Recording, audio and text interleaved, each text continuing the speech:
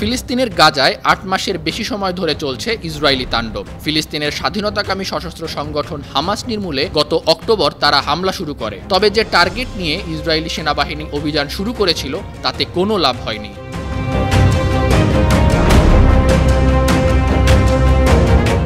গাজায় যুদ্ধবন্ধে হামাসের পক্ষে ইসরায়েলে মাঝে মাঝে হামলা চালাচ্ছে লেবাননের হিজবুল্লাহ গ্রুপ, ইয়েমেনের হুতি সহ ইরানের প্রক্সি গ্রুপগুলো। দিনে দিনে অপ্রতিরোধ্য গতিতে এগিয়ে চলেছে হামাস যোদ্ধাদের প্রতিরোধ সহ আকস্মিক হামলা। তাই প্রায় ৪০,০০০ বেসামরিক জনগণের প্রাণ ঝরালেও হামাস নির্মূলে ইসরায়েলি বাহিনীর সাফল্য বিগ জিরো।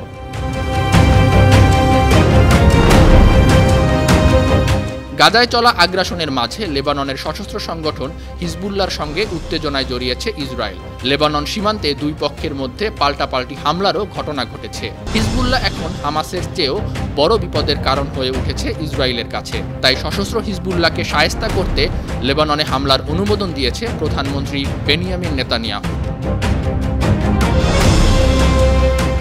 হামাসের বিরুদ্ধে যেখানে পেরে উঠছে না তার মধ্যে নেতানিয়াহুর এই সিদ্ধান্ত হঠকারী বলে মনে করছেন সেনাবাহিনীর সাবেক জেনারেল ইজহাক ব্রিক।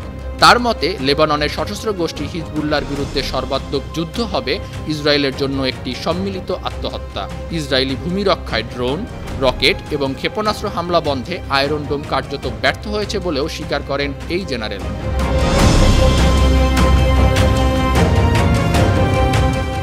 জাতিসংঘের আন্ডার সেক্রেটারি জেনারেল ও ব্রিটেনের ঝানু কূটনীতিক মার্টিন গ্রিফিথস বলেছেন, যুদ্ধের পরিধি ও তীব্রতা বাড়লে তার ফল মারাত্মক হবে। আমি এটাকে ফ্ল্যাশ পয়েন্ট হিসেবে দেখছি। তাই গাজায় যুদ্ধ বন্ধে বিরতির দিকে এগিয়ে যাওয়াই হবে ইসরায়েলের বুদ্ধিমানের কাজ। ইসরায়েলি জেনারেল ইজহাক ব্রিক ও মার্টিন গ্রিফিথের মন্তব্যে চিন্তার ভাঁজ এখন নেতানিয়াহুর কপালে। এদিকে দীর্ঘ ৮ মাসের অভিযানে নিজেদের কাঙ্ক্ষিত লক্ষ্য অর্জন করতে না পারায় ভেতরে বাইরে ক্ষোভ বাড়ছে। এরই মধ্যে নেতানিয়াহুকে নিয়ে ভয়াবহ আশঙ্কার কথা জানালেন তার স্ত্রী সারা নেতানিয়াহু। সারার অভিযোগ, প্রধানমন্ত্রীর পদ থেকে নেতানিয়াহুকে সরাতে ইসরায়েলের সেনা কর্মকর্তারা অভ্যুত্থানের ষড়যন্ত্র করছেন। ইসরায়েলের সংবাদ মাধ্যম হারেজ্জের এক প্রতিবেদনে বলা হয়েছে, গত সপ্তাহে গাজায় জিম্মি থাকা ইসরায়েলিদের পরিবারের সঙ্গে বৈঠকের সময় শীর্ষ সেনা কর্মকর্তাদের বিরুদ্ধে এমন অভিযোগ করেন তিনি।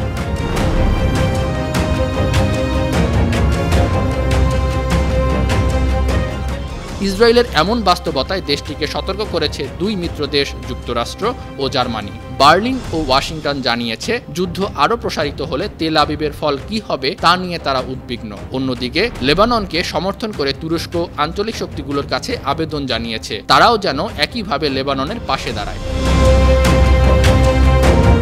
এমত অবস্থায় যুদ্ধের অনুমোদন দিলেও লেবানন অভিযানের সাফল্য নিয়ে উদ্বিগ্ন নেতানিয়াহু।